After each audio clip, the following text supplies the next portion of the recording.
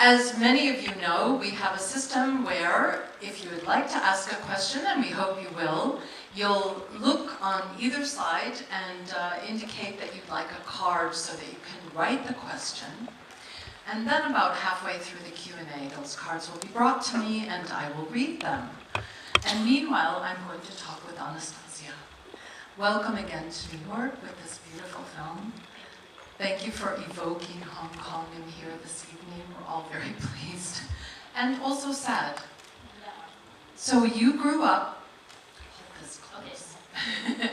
You grew up at a time when all the neon was still there, is that right?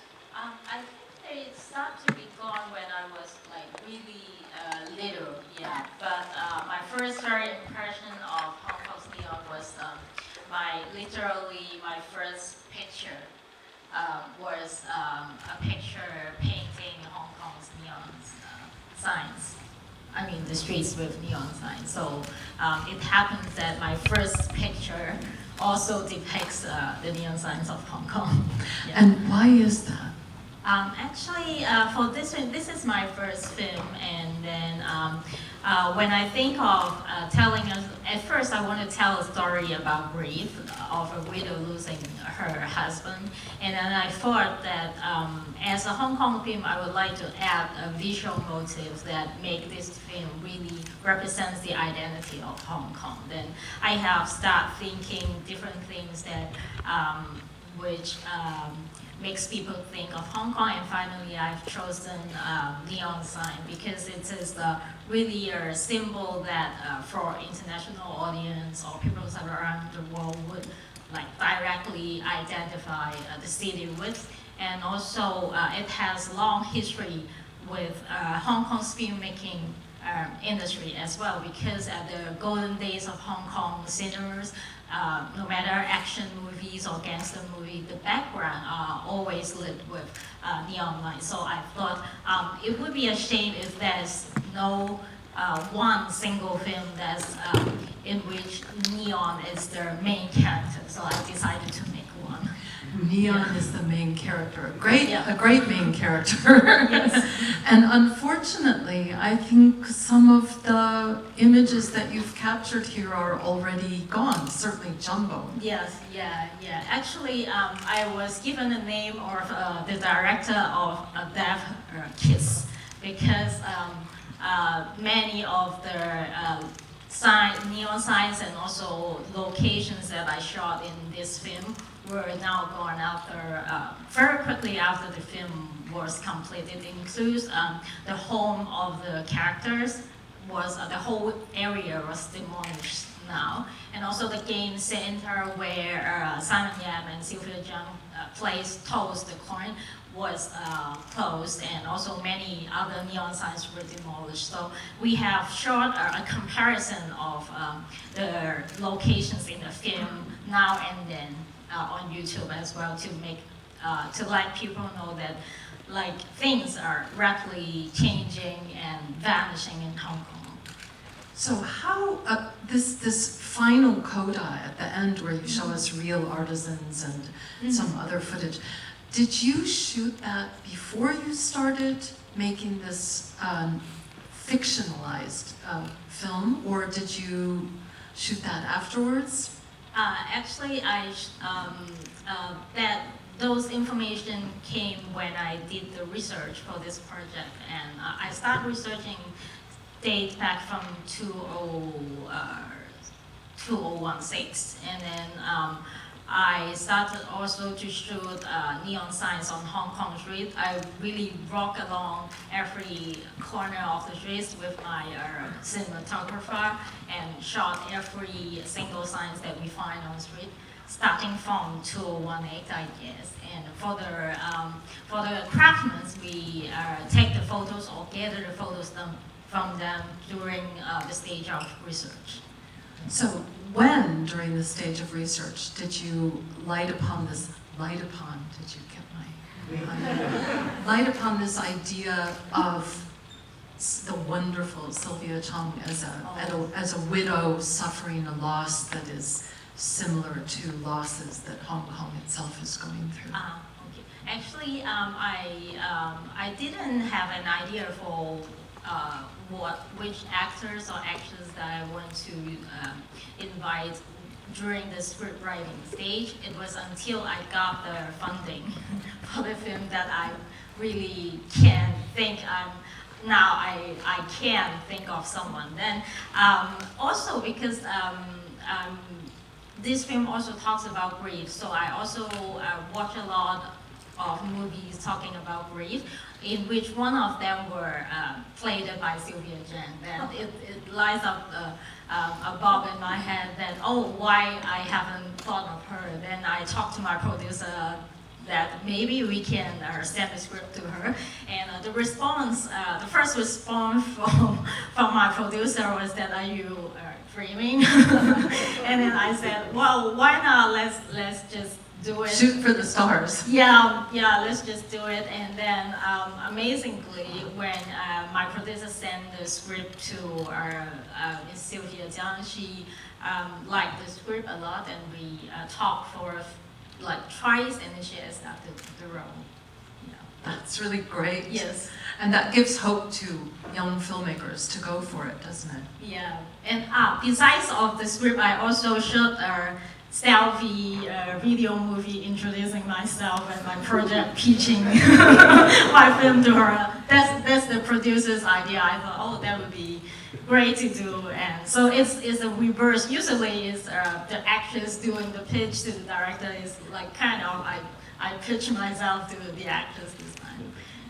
And tell us about how this whole, I mean, of course neon is so beautiful, and we all learned how to, I don't know how many of you already knew how to make neon signs, but boy, that was so informative to me. Mm-hmm. How did the character of Bill, you know, develop? Did you have that also in mind from the very beginning, that you wanted to focus on this, The character. the erstwhile neon sign maker? Actually, I think it comes later in the story. At first, I just want to tell a story about how a widow overcoming her grief.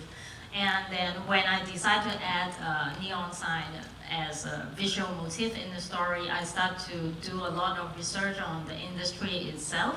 And the character Bill borns from these researches, and actually, he is based on the characteristic I observed from the real craftsmen. They show me a kind of old-fashioned way of living, old-fashioned style of not only the craft itself, but also the way of how they react to people, how they, as opposed to the philosophy of today, which is making profit, maximizing. They are very humble craftsmen, just want to do their work good and gain a humble living. So I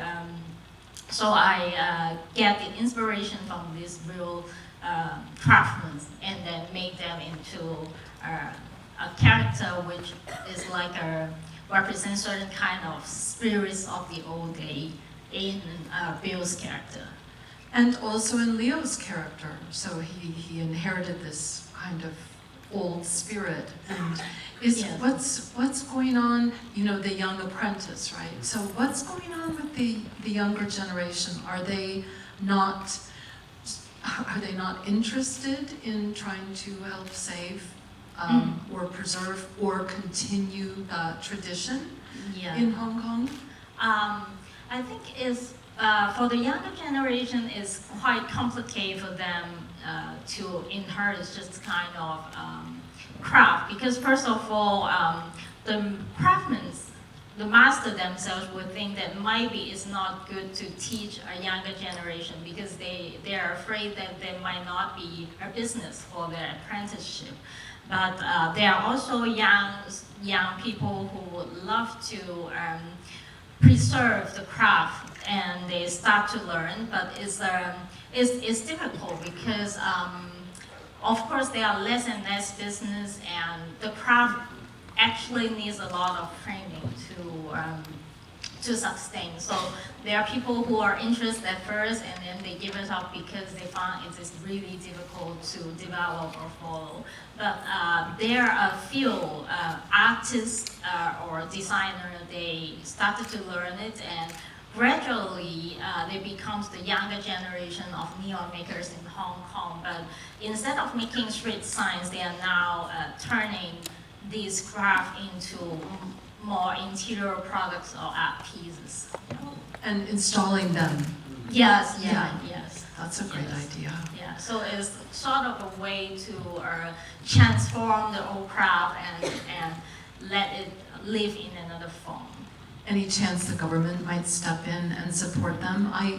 I live in Japan, and there's a similar issue just with the loss of all the traditional Japanese crafts. Younger generation doesn't seem to be interested in the long apprenticeship involved. So the government is helping fund those to keep them alive because they're so symbolic and iconic. Yeah, but in the case in Hong Kong, is actually it's the government who is the major factor of making the crowd disappears, because they decided to pass a law which limits the size of legal signs to be hung on the street, and then there are no intentions of preserving these signs. Rather, is the citizens themselves or lovers of the craft themselves, they form their own NGOs or organizations trying to save the signs or trying to spread the knowledge or the art of this craft. That was one of the questions. Isn't there a preservation law to help save some of them? But I guess the answer is sadly no. We would be grateful if they decide to taking them down slower already. How do you, well, let me ask this one because it's related. What is the context for that legislation? Are they saying just safety, or is it an energy issue? What is it exactly? Yeah, the reason they said is for safety, because they're afraid that some signs might be falling, so they limited the size to be hung on the street. But actually, the things that I was not sure is that there's never a very open or transparent explanations of why certain limits would be safe. There's no explanation at all, and that ironically is that that size will make the existing 90% of the existing signs illegal. So I would like question about why is like that. Oh, I'm sure there's a scientific reason for it. Yeah. One of the things we didn't talk about yet is this generational change that's going on, and there is a question, there are several questions about that. How do you think the younger generation of Hong Kongers can help in the preservation process? Of course, we saw something in the Leo character, and thank you so much for the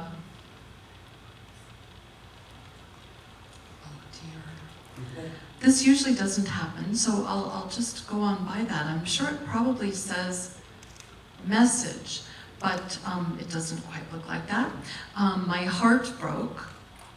As a Hong Konger, my heart broke when I saw this, and especially seeing the jumbo shrimp ship. And it's just such a lovely film. Thank you. So talk a little about this generational change, because it's not just Leo. Of course, Prism, the daughter, is an architect. Mm-hmm.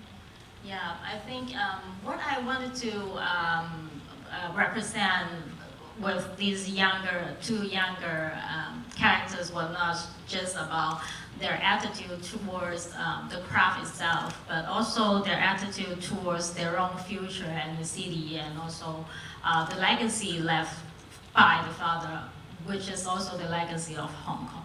Like, I think their inspiration, I got the inspiration of this character from just young people around me. They are, some of them like like Leo, they do not have a very clear aspiration of their own future. They feel lost.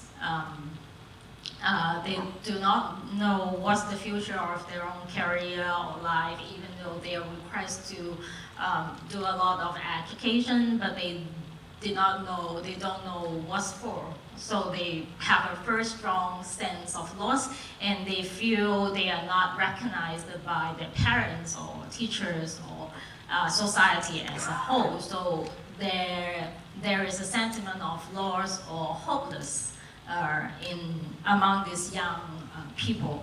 And as for Prism, she is the one who tried to adapt to the reality of the society, and she chose a more pragmatic way to live her life, which is choosing a more profitable career herself, but still thinking of her own future. She would decide to leave the city as well. Yes, Yeah. Talk about emigration. Is that really it's Phenomenal. Yeah, it is just, I just talked with Karen during the dinner that I myself facing the leaving and emigration of many of my friends lately. It's like every month we have a farewell dinner of friends. So for me, it's also a sense of loss. So actually this movie talks about, the theme of this movie is mainly talk about loss, the loss of a beloved person who is died physically, the loss of the city's vibrant lights as a whole, and also the loss of many people around us, loss of people leaving the city, or so this film mainly talk about the loss that I, as a Hong Kong people, who feel lately, and I try to find ways to cope with it myself, and also I would like to share my own explorations of how we might be possible of dealing with this sense of loss. Beautifully put. Tears and appreciation from a very homesick Hong Konger. Without the historical neon lights, is the current Hong Kong still the same Hong Kong? And in the same vein, without the people, is Hong Kong still Hong Kong? Wow, this is a very difficult question. As I just said, that I think Hong Kong is now in a state of constantly a state of loss. Like every day we discover that we lost something. But I think as what I try to convey in this film is that my question is that what makes we really lose something? Or is a craft or is a person death is really the end of everything? Or can we, the people who stays, or the people who is still alive, or the people of the next generation can do in order to transmit or inherit the legacy from the past, even though it's not the same neon signs anymore?